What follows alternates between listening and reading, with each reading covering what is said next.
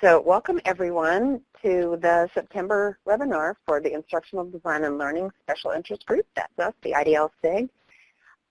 This webinar is co-sponsored also by the Technical Editing SIG, so welcome to them. And we look forward to doing more joint events in the future. This is a free webinar for our members. It's what we consider a benefit of membership. We want you to get your money's worth out of your $10 that you pay to be in our SIG. So if you have ideas about webinars, be sure to let us know. My name is Vicki Dill, and I am going to be the hostess, so I will take responsibility for any technical issues that we have today. And we have two lovely speakers. We have, going first, we have Lori Meyer, which I think just about everybody knows Lori Meyer, but if you don't know her, she is an avid volunteer. She is the president of my local geographic chapter, the Washington, D.C. chapter, and we're hosting the summit this year. Yay, everybody sign up. She's also assistant co-manager for the Instructional Design and Learning SIG. Her resume is much too large to read today, but it is on our website. So check Lori out, and then later on send her some feedback, tell her how awesome she is. We're also having Jamye Sagan, who is another one of the volunteers for the Instructional Design and Learning SIG. Jamye presented a couple of different times at the summit, and today we're going to see her progression, which is the lessons my cat taught me about ID. She also did a very entertaining lightning talk in which she knitted and talked at the same time, which was pretty darn impressive. So Lori has elected to go first. I'm going to start Lori's slides and then just turn it over to her. I got to find them in the list. So Lori, anytime you're ready.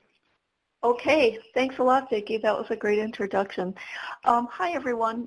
Thanks so much for taking time out of your day to join us today for these two presentations. It's my pleasure to co-present with Jamye today. I'm going to be talking about the editor as collaborator and how that makes a difference in your whole experience as a technical editor. So we're going to cover a number of things here.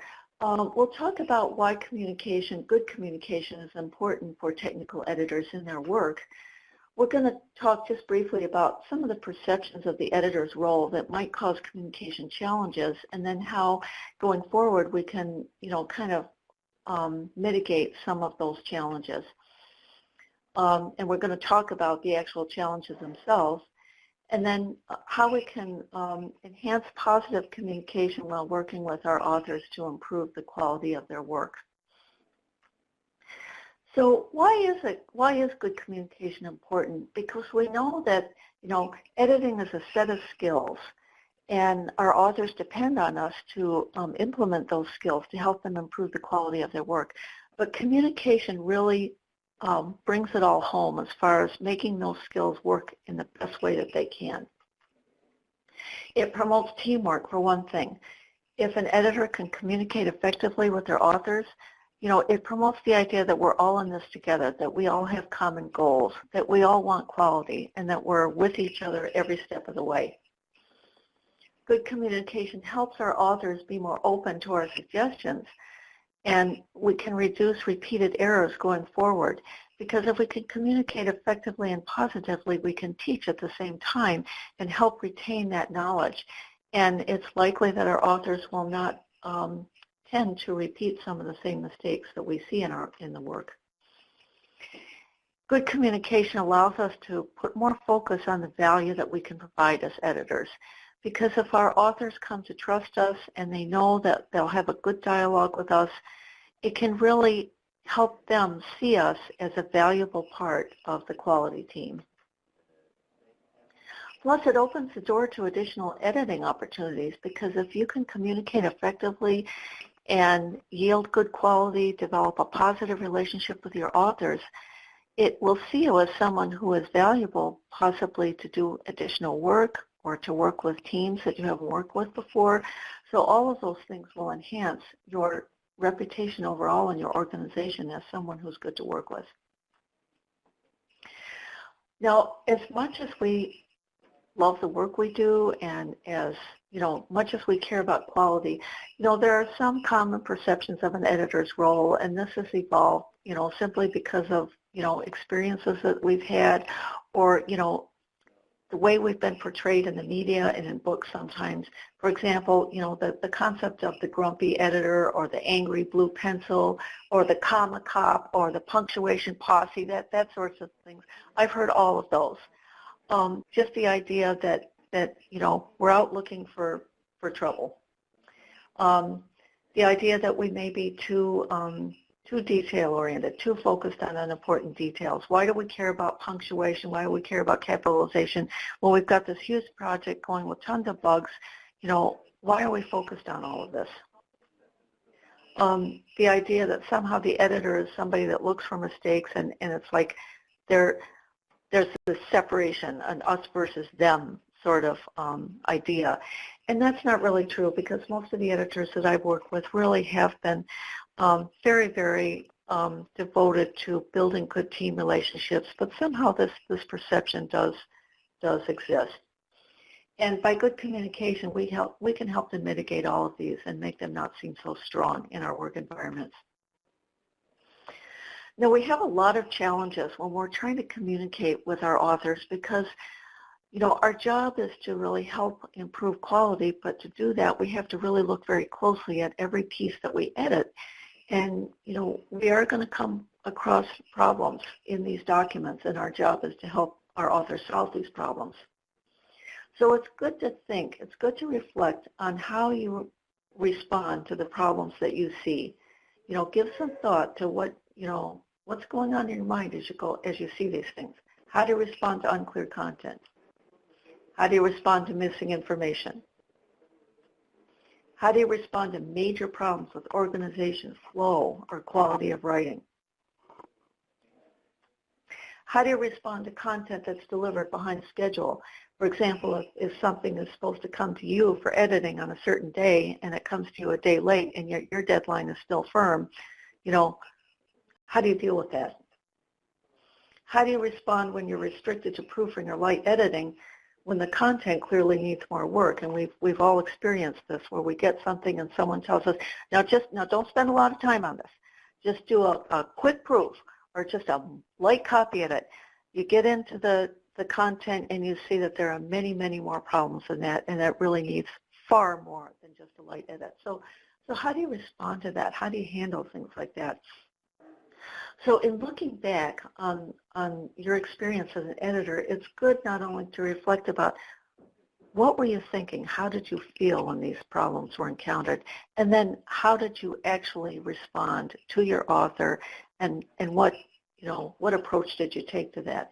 Because if you can get a better idea of how you respond as an editor, you can help both you and your author move forward in developing a good communication scheme and a good working relationship.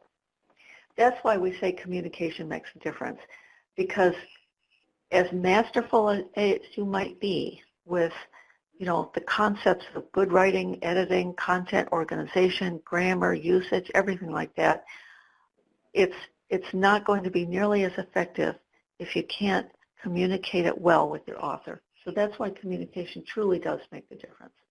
And here are some ways that you can make that difference happen. First of all, see your edits as teamwork. Try to look beyond yourself and the author alone. Try to see this as a piece of the project that you're working on, and focus on the document itself as a kind of the totality of the team's effort. Because if you see it that way, it can give you more motivation to look at this as a way to build a good product from the team. Get to know your team members, especially before you get involved in a very, very complicated or very lengthy editing project. If you can get to know your team members before the time comes when you really have to work very, very hard to get an edit done within a very short deadline, at least you'll have some knowledge of the dynamics of the team, and it will help you respond to crisis situations more effectively. Clarify the expectations regarding the extent of any edits you do. So if you're assigned an edit, try to make sure that both you, the author, and if necessary, the author's manager, and anyone else who is a stakeholder in that particular piece, make sure that you're all on the same page as far as what this edit means. If it is only, a light edit or proofread, is that truly what is needed here? If it's a substantial developmental edit, just make sure that people understand what that means and why you need the time that you have indicated to do that type of edit.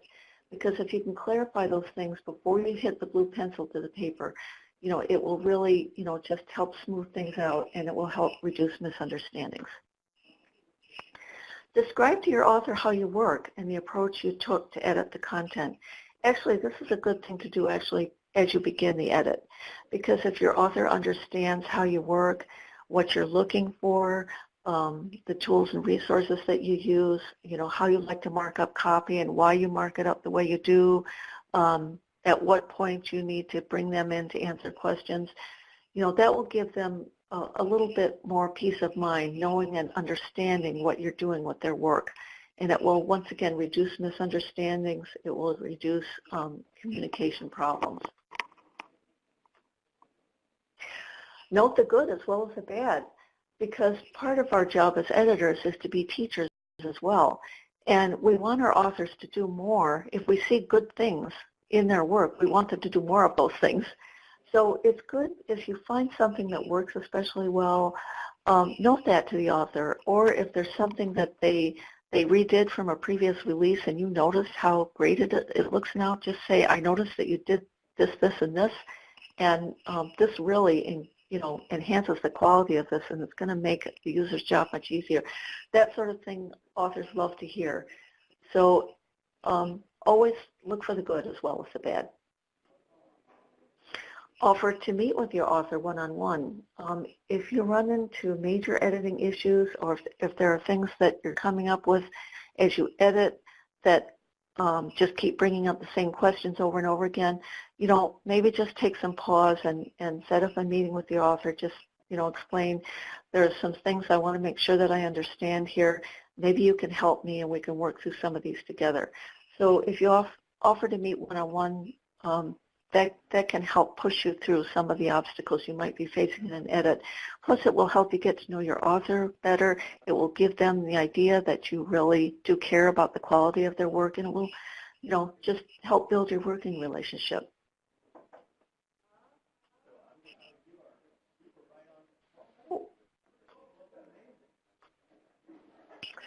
Query with an open mind. The reason that I mention this is because sometimes what we see as an actual writing mistake might be something that the author is not even aware of, or something that they struggled with because there was a particularly unusable part of the software, or there was something incomplete that they didn't get from their subject matter experts. So the description of something may be incomplete, it may be unclear. So you need to kind of get some background about, what's going on there. So you need to focus on understanding. If there's something that just doesn't make sense, there may be, a reason that we don't know. So it's good to try to find out what that is, because you just never know, especially in software and especially in startup companies where things just turn around very quickly and change on a dime. You might have an author, who's doing something so quickly that, they might have completely missed something that if they were just reminded very gently that they could just address very quickly. So it's just good to keep an open mind about things like that. And ask questions to understand.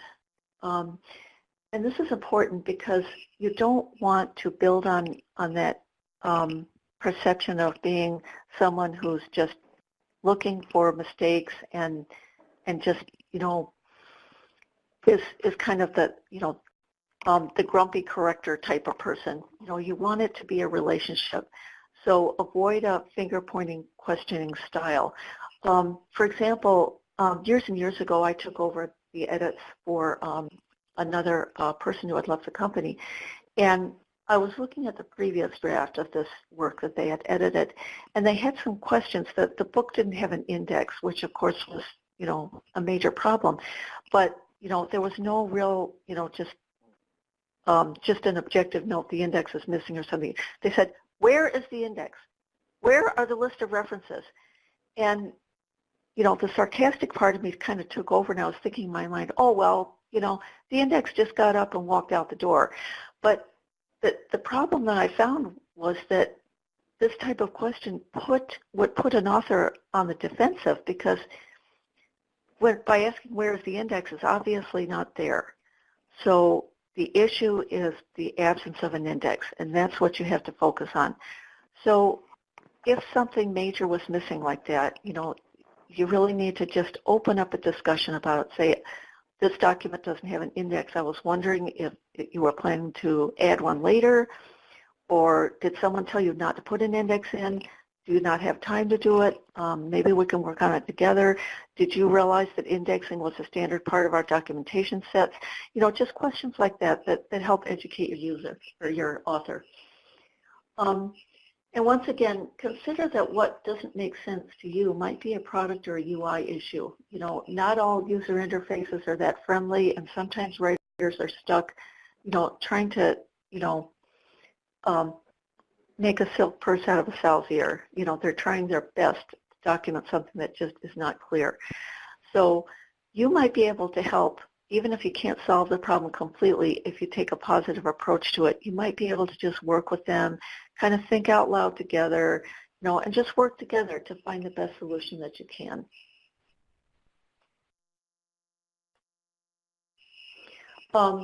And I've kind of alluded to this previously, but it's very important to keep your feedback constructive.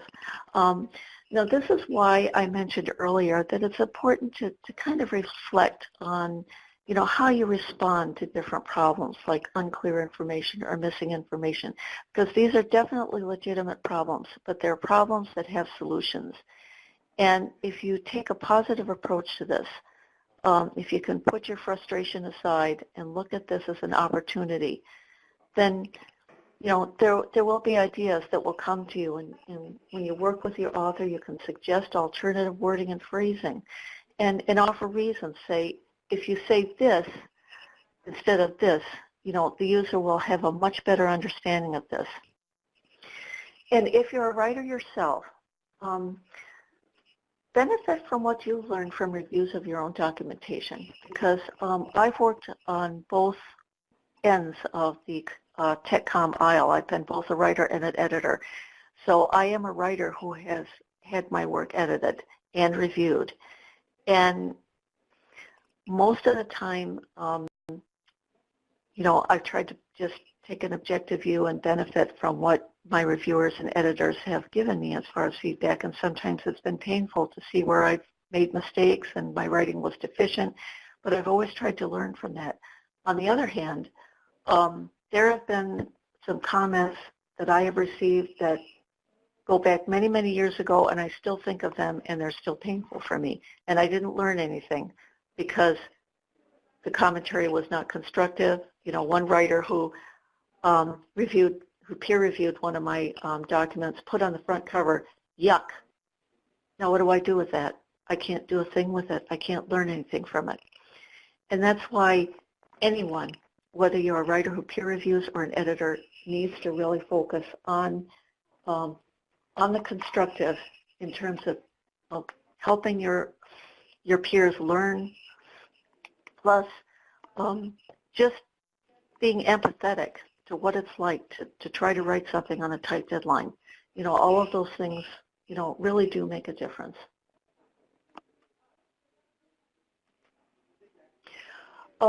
One thing you can do is be an educator among your team. Offer to teach, do presentations or webinars or workshops.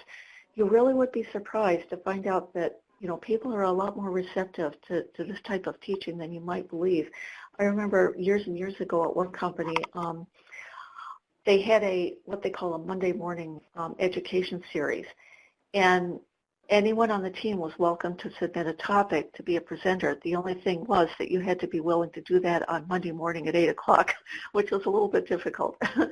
But I offered to do a presentation for our engineering team on just basic principles of good writing, because even though engineers are not writers by profession, they do have to do a number of written pieces as part of their job.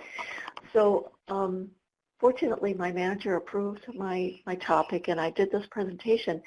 And at least 3 engineers came to me later and said, thank you. That was really helpful, because I didn't know how to do some of this stuff, and I think I've got some, good material to work with. So that was very helpful. Let your team, including your authors, know what resources you use. So if you have a certain set of references, like, what dictionary you use, or if you use reference books like the Microsoft Manual for Technical Publications, things like that. If they know that you have a set of references that you use that help you to provide some, authentication of the decisions you make as an editor, that will be helpful. Make your resource library available for your team. And help your authors understand your organization's styles and standards.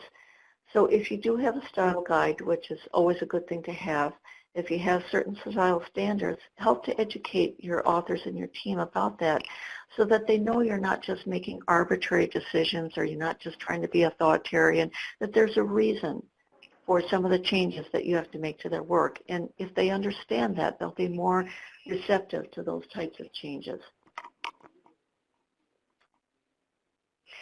Now, just one final note here. Now, you're probably wondering why you're looking at a container of cleanser. Bon Ami is a product that's been around in the United States probably for nearly 100 years. It's a gentle cleanser that's made of natural ingredients. And their tagline for many, many years, as you can see on the left here, is "hasn't scratched yet." And they got this from the fact that when baby chicks are born, these hatchlings don't scratch for food for a couple of days after they're born, till a couple of days after they're born. So that's where they get this idea of hasn't scratched yet. So they promote this product as a way of being able to clean your, your porcelain and other dishes that you want to make sure that you want to take good care of, that you can clean them without worrying about them being scratched. And I thought this was a wonderful metaphor for what a good editor does. We clean and polish our content. We make it shine, and we do that with just enough abrasion to make a difference, but without scratching.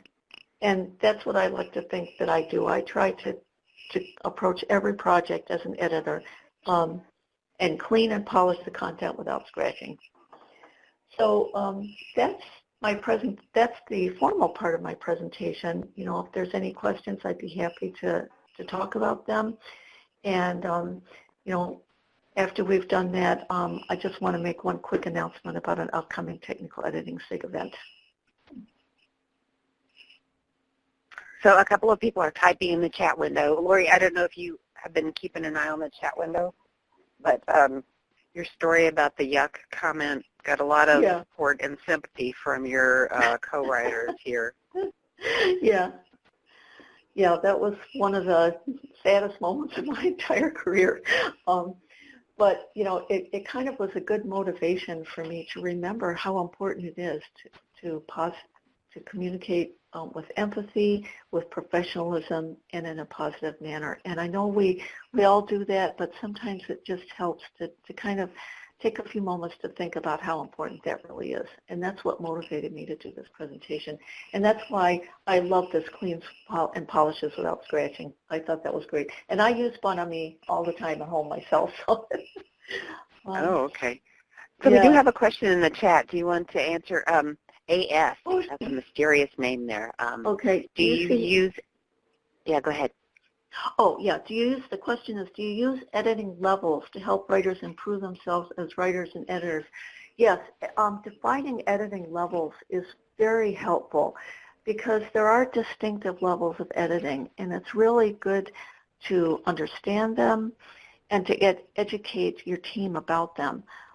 For example, developmental editing is probably, the most comprehensive level of editing, and different companies assign different names to these. Like some company might call it comprehensive editing. Another group might call it developmental editing, and another group might call it detailed editing. But there's that level. There's also copy editing, which is typically addresses usage, grammar, as well as standard proofreading. And then there's, what might be called light editing or proofing.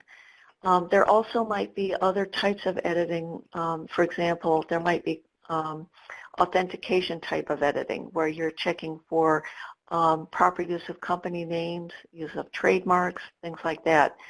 So that type of editing, sometimes in larger companies, they may have editors who specifically focus on that, copyrights, trademarks, company names, anything that might be a legal red flag as far as how companies address their own product names and the names of other products. So yes, there are different editing levels. Now in my company, since we're a startup, we don't have quite that level of definition, but when I do a review of any, because I actually lead a team of writers and I review all of their work, so I try to work with them and arrange to do like a more detailed, comprehensive, what you might call developmental or organizational review. And sometimes just before the final draft, I'll do what I just call a proofread review. So yeah, that's a great question, and it's something that definitely needs to be understood and communicated by editors. So, and do you see the follow-up question? Yeah, okay. Editors should follow the golden rule. Yes, absolutely. How do you communicate? Here's a question. How do you communicate the different levels to your writers you should edit so they can see what level they should be improving? What I do with my writers, I actually, I prepare them for a more detailed review because they know that my first review is going to be a detailed review. So I go through and do the review and then do a summary. I usually send an email summary. Here are the things that you need to address in this draft. And here are some things, anything that, is something that they need to do every time to avoid repeating it in future drafts or with future documents. I mark that, as something, as a standard that we have to adhere to. Now, right now, we're in the process, since this is a startup company, we're in the process of building style guides and standards right now. So all of this is going to come into play for us. So I'm going to have to walk the talk. Everything I told you in this presentation, I'm going to have to do it actually in this job. So, let's see. Do you see the comment about the CPTC, the Certified Professional Technical Communicator? Apparently the issue of levels of edits is an important one, and they would like to see more discussion. Okay, yeah, we can do that. If you go to the Technical Editing SIG website, it has a number of articles about levels of edit, and it has some references to past webinars about levels of edit. So that's a good place to look, to start. The other, there's a book, I believe her name is Carolyn Rood, who has written a book about technical editing, and she talks about level of edits too. So that's another good source. A third good source is a book called Developing Quality Technical Information. That was developed by some writers at IBM. It's in its third edition. And it's excellent because it covers so many different aspects of writing, page layout, organization, everything, a lot of things that editors have to address in their work. And I would recommend that any writer who wants to really understand more about, just the basics of developing quality work, check this book out, Developing Quality Technical Information. Yeah, The Longman Guide to Technical Editing. Yeah, that's a really good book. Yeah. You have a couple of great resources right there. That's great. Mm-hmm. Yeah. So we're going to give Krista a few seconds to finish her typing. Okay.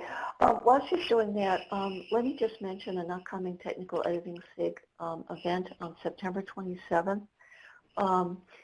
It's going to be co-sponsored with the Santa Barbara chapter of STC, and it's going to be, the speaker is going to be Jack Molisani. Now, a lot of you probably know Jack. He's the one that organizes the LavaCon conference every year. He's done many, many webinars and presentations for STC chapters and SIGs, and he's going to be talking about, writing contracts. So I believe that this will be posted on the Technical Editing SIG website. So September 27th, co-sponsored with Santa Barbara chapter of STC. Yeah, I just checked the website. It's on there. Okay, good. Thank you. Well, that is all I have. If anyone else has any other questions, feel free. If not, we'll turn it over to Jamye. Well, before we do that, I think everybody put your hands together for Lori. Let's have some applause and some appreciation. Absolutely. There we Good go. job, Lori. Thank you. Yeah, that was a really meaty presentation. Thank you. And now, while I bring up Jamie's presentation, applause.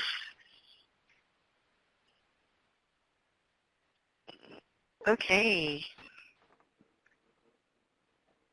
So I can control it now. You're in the driver's seat, girl. All right. Don't take us anywhere dangerous. All right. So we take it out of the park and hit the second gear, or, well, I have an automatic car, so I don't know what gear is most important. But in any case, I just wanted to share with you an encore presentation from my career progression series from the 2016 Summit. So this is 5 lessons my cat taught me about instructional design. And just to give you a little bit of background about my presentation, this is my cat Gimli, or I should say was. He was the cat that I first found when he was a little kitten in the engine of my car. And I was not a cat person until I found him. I was just going to keep him for a couple of days and then take him to the Humane Society. 12 years later, well, you know the rest of the story. But in any case, this presentation is a tribute to Gimli. And he passed away 2 years ago from complications of diabetes and pancreatitis, among other conditions. And I came up with this presentation, in fact, when he had been sick for the last few, his last hospital visit. As I was pacing the veterinarian's office, this idea came to me, the different stories that I had of Gimli, coupled with different lessons about instructional design. And so some of these lessons, which we'll cover in detail throughout this presentation, include keeping your eye on the goal. And cats don't like to dress up. We like to keep things simple. Take small bites. Don't eat all your food at once. Offer praise. Use the squirt gun when needed. And practice, practice, practice. And let's proceed. So first of all, you want to keep your eye on the goal. So right here, we have a picture of Gimli as a kitten trying to get up on top of that shelf. And at first, he would try jumping directly from the floor to the shelf, but he couldn't quite reach it. So over time, he learned that if he climbed up onto the chair, that he could reach up his little paws and shimmy up those little shelves to that top shelf where that plant was. And eventually, he got there. So just as Gimli kept his eye on the goal, you too must have clear objectives when designing your training. First and foremost, you need to determine what do your learners need to know. And I stress the word need. Not what would you like them to know, but what do they need to know. So once you determine that, you then can write up your learning objectives. This is basically a summary of what your learners need to know within this course. Learning objectives need to be specific, measurable, and tangible. Meaning, tangible means that they need to be seen, felt, or heard. So a good example is, instead of saying, oh, I want you to, the student needs to learn how to do a health screening. Okay, that's very general. What health screening are you talking about? And I'm going to use a lot of health screening analogies here because that's a lot of what I deal with. So, so instead of just saying health screening in general, your learning objective would be, by the end of this course, your student will learn how to successfully perform a cholesterol screening. And of course, there are a lot of components that go into that objective. So you can measure the success by the person being able to get the right amount of blood, and also by the test actually giving out valid test results. So your learning objectives have to be specific, measurable, and tangible. And so here's some tips, or I like to call kitty treats, throughout the presentation. So when you're designing your course, you want to consider the 80-20 rule, otherwise known as the Pareto principle. What are your learners going to spend 80% of their time with? You want to focus on that. You don't want to focus on the 20% that they may or may not do. Of course, you may want to document that elsewhere, but your primary focus needs to be on that 80%. And when you're constructing your learning objective, you want to keep Bloom's taxonomy in mind, because it covers the whole gamut from your lower level of comprehension and recall to your higher levels of thinking. And I've provided a link here so you can look for some verbs to use when you're devising your learning objectives. So like Gimli got up on that shelf, you want to get up on that shelf and have clear objectives. The second lesson, okay, you can see how happy Gimli is by wearing that hat. Yeah. Basically, cats don't like to dress up. In fact, taking a picture of Gimli in that hat was a two-person job.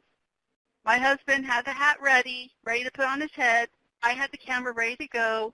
As soon as that hat was on Gimli's head, I had maybe 2 seconds to take that picture before Gimli swatted that hat off and walked away. So basically, with your training, you want to keep your content simple.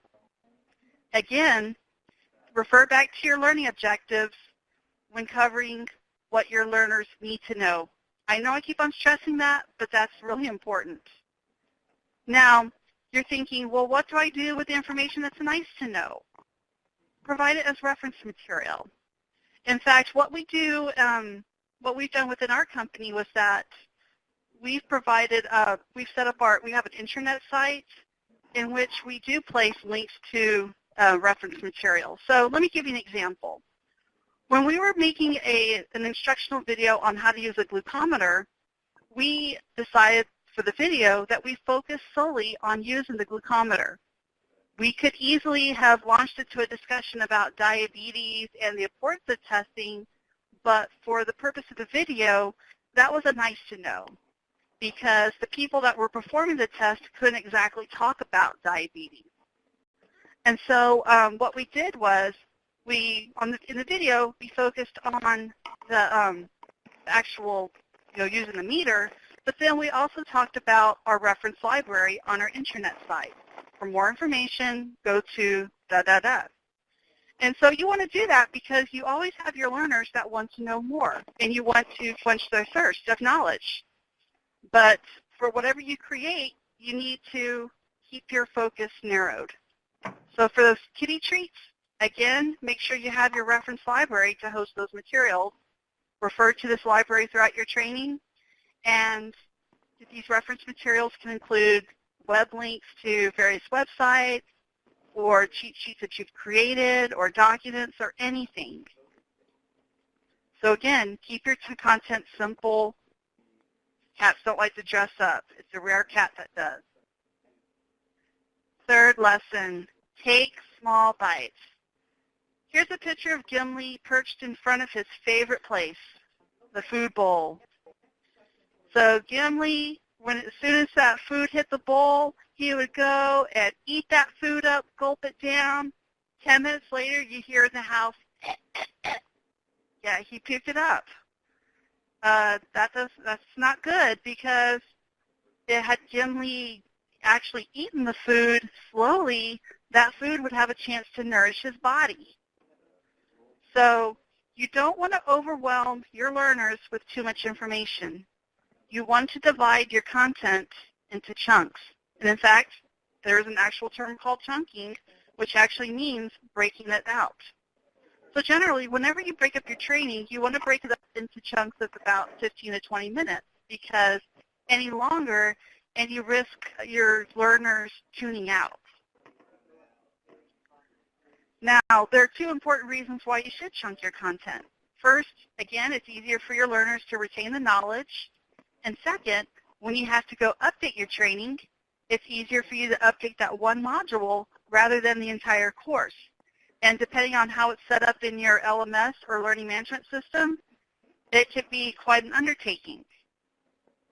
So, so when you're chunking, keep the following in mind. So when you're looking at your content, see if the content's already grouped logically, such as in steps or by topic. So for example, when we were designing our screening training, we saw that we can chunk our content logically by the devices that we used. So we had a unit on blood pressure machine, we had a unit on glucometer, we had a unit on the cholesterol machine, and so forth. So there was a logical sense there. Now sometimes it may not be as logical, or you may see a lot of seemingly disparate parts. If there's, just try to find some sort of link. So like, let's say for example, you're training on some software, you have one screen and you have 5 different function buttons that seem like they do totally different things. Well, since it's on the same screen, you can go ahead and chunk it that way, for example. So those are some tips on how to chunk. And then the kitty treats for this page. What I like to do, depending on the type of course that I'm creating, if I'm creating an e-learning course, I like to create several smaller modules within the course. And I use Lectora. That's what our company has. And so with the Lectora, you can enact bookmarking capabilities so that your learner can cover that module and then leave and then come back and it knows where they left off. This is especially important in industries where you only have a little bit of time to review your content. I know in the pharmacies, it's like where I work, they're constantly busy, so they don't have a lot of time to review materials, so that's why we chunked our content there. That way they can review it, review what they need to know, and then go back to production. And then for instructor-led courses, we like to mix up activities. So for example, when we were updating our customer service training, we had, of course, our standard lecture, but we would also incorporate scenarios, we would incorporate questions, discussion questions, and so forth. So when you chunk your content, it makes it easier for not only your learners, but also yourself, because it gives you a breather and it gives you a chance to cover what you need to cover. Fourth lesson, praise, but don't be afraid to use the squirt gun. All right, Jamye loved perching himself on the table, and in fact, that was his favorite spot. However, if we were eating at the dining room table, we did not want Jamye on there at all because he would try to eat our food. And so whenever we would catch him hopping onto the table, we always had a squirt gun nearby, and we would squirt him in the face, squirt, squirt, and he would jump off the table. So over time, Jamye eventually learned to associate the squirt gun with jumping up on the table, and he wouldn't do it anymore. And to add to that, whenever we were at the dining room table eating and he would look at us, just one shake from the bottle, he would scurry away, and we would immediately praise him. Good kitty for not jumping up on the table. We would give him a little treat. That's what you want to do with your learners. You want to praise them, but don't be afraid to use the squirt gun. Now, I don't think you want to actually use a squirt gun in an actual class, but the whole principle is to give feedback. Why is that important? Well, feedback, two things, needs to be immediate or as immediate as possible, and it needs to be specific. It's not enough to say good job or wrong. You need to be able to explain why. Now, why feedback? Not only to reinforce good behavior, but also reduce not so good behavior. So going back to the analogy about specific feedback, so like I said earlier, it's not enough to say good job or bad. You need to be able to explain why. So basically, you want to explain why. You want to give them the feedback. That way, they know what they need to improve on, and they also know what they did. Like what Lori mentioned earlier about letting your writers know what they did right, not just what they need to do. The same thing is with feedback. Any sort of feedback, good or bad, points you in the right direction. So a couple of my tips for incorporating feedback is whenever I'm building e-learning courses, I like to incorporate test your knowledge questions. So I'll have a question, I'll have answers that you can click on, and when you click on the answer, if you click on a correct answer, they'll say correct, but it'll also have a short explanation as to why the answer was correct. And if it was a incorrect answer or a wrong answer, I would explain why. Not just that you were wrong, but I would also kind of lead you towards the right answer. So for example, how much blood is required for a cholesterol exam? So let's say the correct answer is 40 microliters. You click on 100 microliters, I would say, that's a little too much blood, please try again. That way you think, oh, that's a lot of blood, let me look at the other answers. So you want to guide your learners toward the right answer. And if you're observing during, like let's say during a class, again, you just don't want to say why, what they did wrong. You want to explain why. So, having some sort of rubric or some sort of checklist that showcases the desired behaviors is good. So again, feedback needs to be immediate or as immediate as possible and specific, because again, it will guide your students in the right direction. And finally, practice, practice, practice. So a little story about the practice. So a couple of years before Gimli passed away, he was diagnosed with diabetes. And we learned that we would have to give him daily shots of insulin. So I had never, despite my pharmacy background, I had never given shots before, and I was quite nervous about that. So what the vet did was he had me practice on an orange. So first he would have me practice drawing up water with a syringe and then injecting it into an orange. Why an orange? Because it best simulates skin. And so I got comfortable with the process of drawing up the water in the syringe to the right amount, flicking it to get rid of any air bubbles, and then injecting it into the orange. So I practiced that numerous times until it became second nature. Now, as for actually injecting Gimli, that was quite an adventure. So once I got proficient with that step, then the vet taught me how to restrain Gimli so that I could hold him down and give him the shot. And at first, I would have to wrap him up into a burrito blanket and hold him and then separate his fur because he was long-furred, find the skin, and then inject him. So the first few times was so nerve-wracking because I wanted to make sure Gimli didn't move, and I wanted to make sure I wasn't hurting him. But over time, as I gained proficiency and as I gained confidence, it soon came to the point to where I didn't have to hold Gimli down anymore. In fact, within a few months, he would be at his food dish, munching away, and I would just bend over, bend down. I had the prepared syringe, and I would just inject him. So with practice, your learners can gain proficiency and confidence, and that's what you want to accomplish with your students. So whatever training you design, you want to make sure you incorporate opportunities for practice. And some examples include software simulations. So I like to use Captivate whenever I'm showing how to use certain bits of software. You can also incorporate branching scenarios. Remember those Choose Your Own Adventure books from the 80s in which you would read a story and then, you know, if you wanted to go to, if you wanted A to happen, you go to page such and such, and if you wanted this to happen, you would go to page that and that.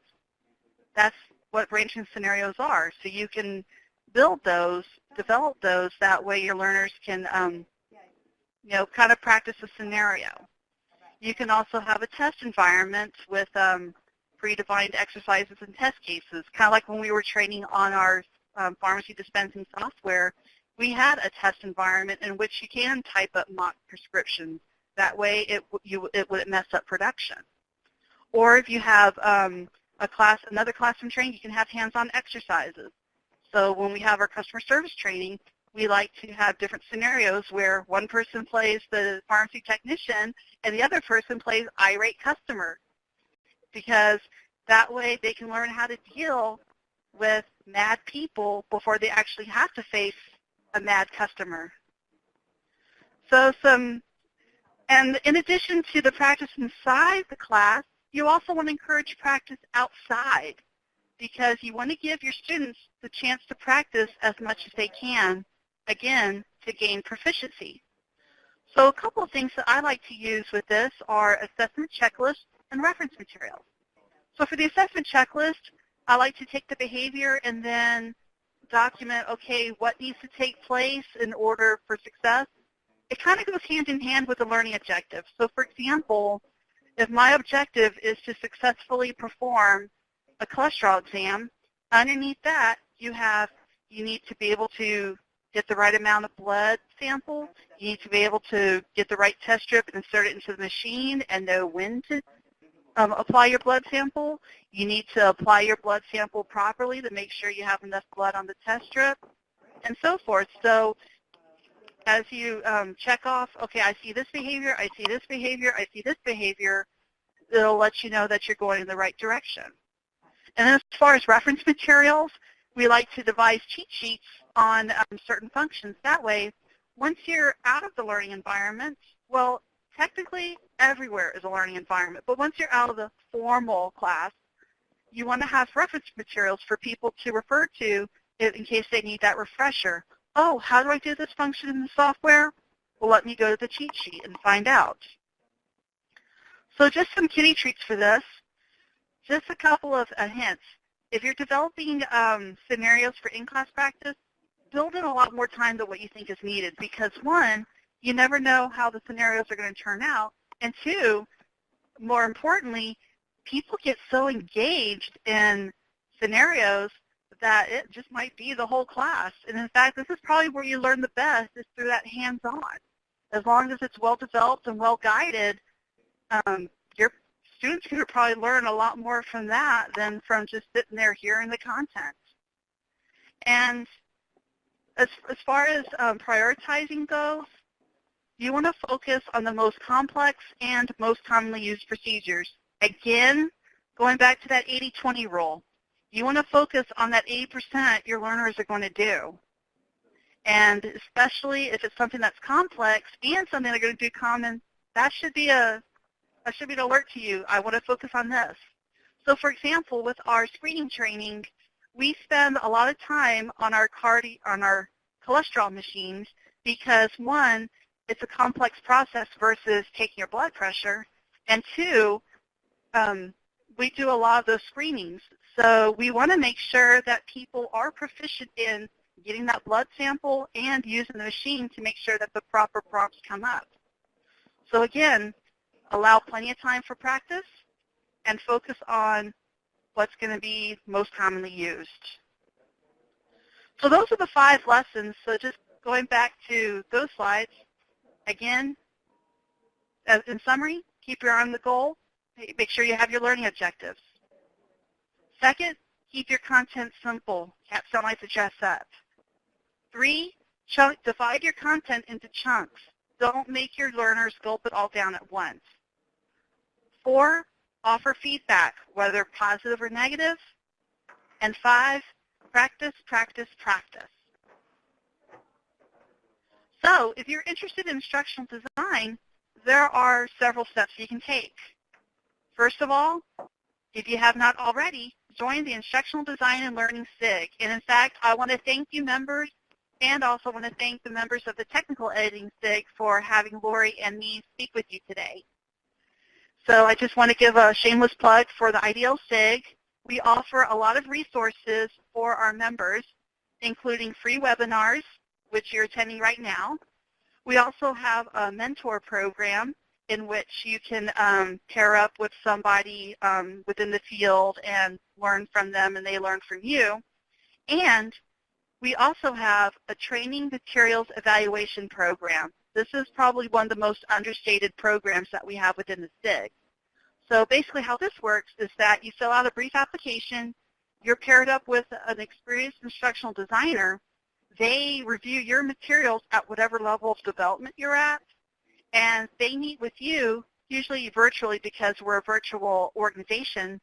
They'll meet with you to offer their feedback on what it is you've done. So if you've never written learning objectives, they would be an ideal resource for making sure that your objectives are measurable, tangible, and specific. And this is especially valuable for people like me who do not have a formal instructional design background. Everything I've learned has been on the job and through educational opportunities and through being a member of the SIG. So I really appreciate that. And I know a lot of you are in the same boat too because, hey, we're technical writers, we're technical communicators, we can train, we can do all this. So a lot of times we're thrust into the role, and so we have to make sure we get up to speed. So that's one way of developing your instructional design chops. Next one is viewing articles and other resources. So follow different hashtags on Twitter, and I have these on the screen.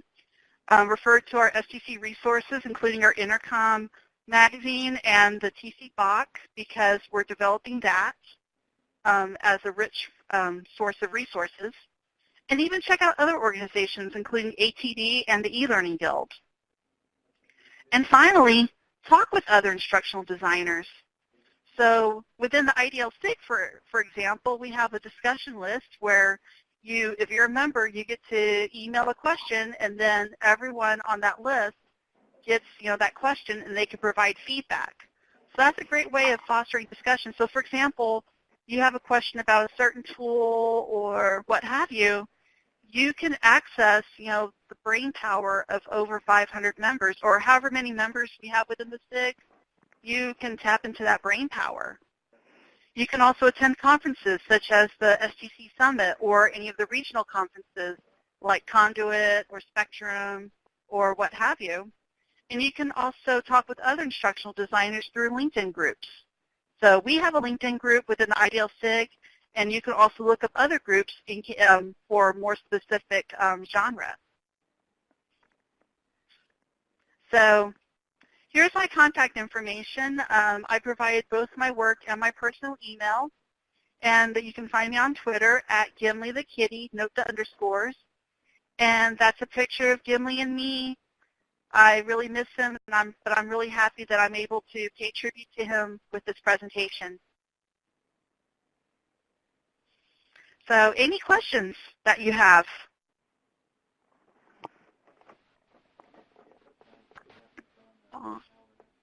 Oh, wow, Sylvia, I just noticed the comment. So, wow, your cat actually came to you. Wow, that's pretty amazing.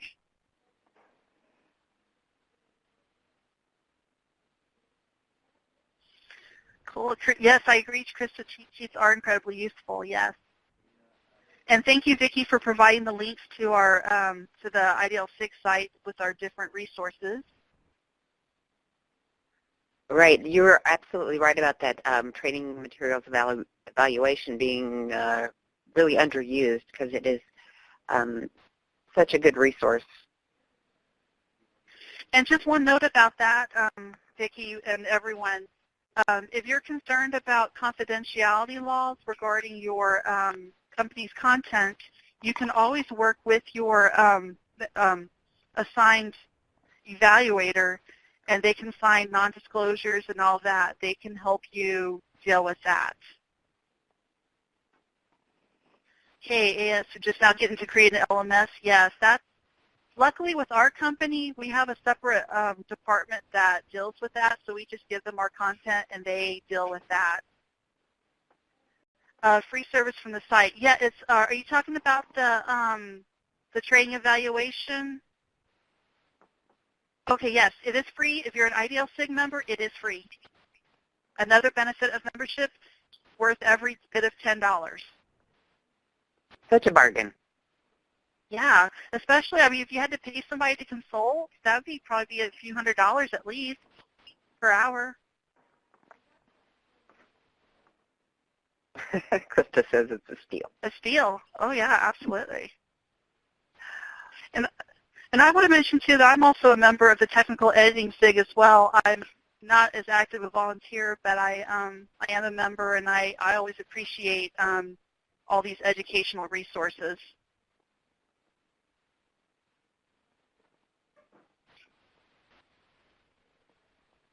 So we'll give everybody a chance to type any questions that they have. I just wanted to say, Jamie, I loved your examples. Having the real-world examples really made this presentation come to life. Thank you. Loved hearing about your industry. It's so different than my kitchen cabinet industry. So. I think it's really neat how everyone is. We're all in the same industry, but we deal with so many different subject matters. Mm-hmm. It's just fascinating.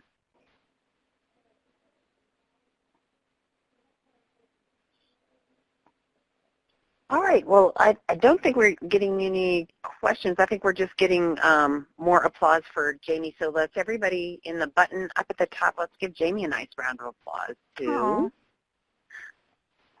Oh, somebody raised their hand. Oh, and Jennifer, yeah. Jennifer, do you want to type a question in?